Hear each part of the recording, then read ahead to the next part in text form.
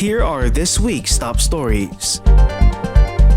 15 people were killed and more than 70 others were injured in two separate bombings in Jolo, Sulu on Monday. Joint Task Force Sulu said the attacks were carried out by two female suicide bombers, previously being tracked down by the four Army intelligence officers who were killed by PNP personnel last June. JTF Sulu Commander Brigadier General William Gonzales said Jolo will remain under lockdown until the investigation is finished. Malacanang said on Wednesday that President Rodrigo Duterte will consider recommendations to declare martial law in Jolo. Vice President Leni Robredo took to social media on Monday to present her recommendations on opening the economy. Robredo called for more spending, pointing out that the funds allocated in the Bayanihan 2 measure is not enough. Government must spend more, spend efficiently, and spend quickly, with the utmost sense of urgency, as if our economic survival depends on it. Because it does. And yet, heto tayo, nakasandal pa rin sa isang pre-COVID budget. In her address, the Vice President took an apparent swipe at the administration by saying its COVID-19 response was to let the Filipino people do everything by themselves. Karapatan at tungkulan natin to expect and demand more from our leaders. Pero nitong nakaraang 5 buwan, lalong luminaw ito, na tayo-tayo na rin nga lang ang iintindi sa isa't isa. This did not sit well with President Duterte, who aired a public address the next day. He accused the Vice President of adding fuel to the fire. Please do not add fuel to the fire. You will just destroy government. Huwag ninyong sirain ang gobyerno kasi masisira ang tao. Pag nasisira ang gobyerno, lulutang tayo lahat. Baski na sabihin pa ninyo mamatay ako bukas, it cannot solve the problems of the country. A Senate Blue Ribbon Committee report revealed that PhilHealth Regional Vice President for Region 4B, Paulo Johan Perez, was gifted with a scantily dressed female dancer who provocatively danced in front of him during a surprise birthday party. The date of the event was not established, but Senator Richard Gordon said it happened during office hours. Perez denied the senator's claims. He said the performer was only hired to sing and that the birthday celebration was held during lunch break. The Energy Regulatory Commission imposed a 19 million peso fine on Meralco Thursday for violating ERC's advisories issued during the community quarantine period from March to July.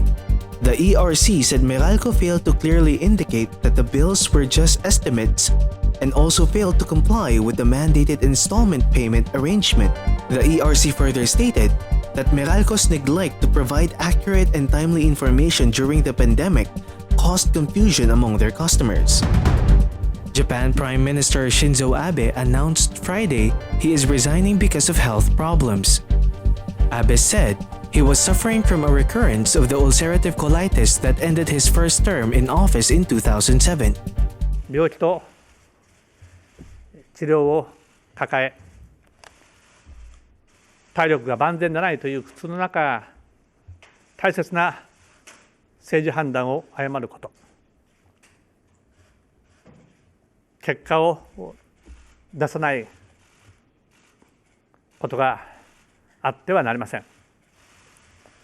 国民の皆様の負託に自信を持って応えられる状態で亡くなった以上、総理大臣の地位にあり続けるべきではないと判断いたしました。総理大臣の職を辞することといたします。He is expected to stay in office until his ruling Liberal Democratic Party can choose a successor. US President Donald Trump is officially the Republicans' presidential nominee. Trump accepted the Republican Party nomination for re-election Thursday, US time, before a large crowd at the White House. In his speech, he warned that his election opponent, Joe Biden, wants to destroy American greatness. Joe Biden is not a savior of America's soul. He is the destroyer of America's jobs, and if given the chance, he will be the destroyer of American greatness.